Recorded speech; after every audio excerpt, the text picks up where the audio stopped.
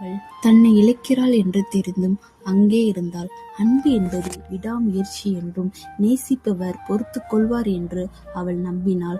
அவள் மௌனமாக தற்காலிகமாக நினைத்தாள்.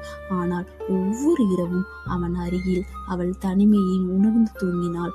அவள் தனது குரலின் துளியை மாற்றினாள், தனது நடத்தையும் மாற்றினாள், தனது உடைகளையும் தனது புன்னகையும் மாற்றினாள். அவள் இந்த உலகத்திற்கு மாறிக்கொண்டே இருக்கையில் அவன் அவளை கவனிக்கவே இல்லை. அவள் கவனம் கேட்டாள், அலட்சியம் செய்தான். அவள் அமைதியாக அழுதாள். அவன் கைபேசியை உருட்டி கொண்டு இருந்தான். அங்கு சத்தமில்லாமல் காதல் சாகத் தொடங்கியது. மிகவும் கடினமான நாள், சண்டையிட்ட நாள் அல்ல அது. அவள் கேட்கும்போது வலிக்கவில்லை என்று உணர்ந்த நாள். அவள் கண்ணாடியை பார்த்து தன்னை அடையாளம் கண்டு கொள்ளவில்லை.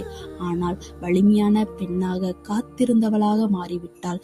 மேலும் அன்பு கெஞ்சாது என்று புரிந்து கொண்டாள். தனது பையை கட்டினாள், கோபத்தால் அல்ல, ஆனால் சுயமரியாதைக்காக.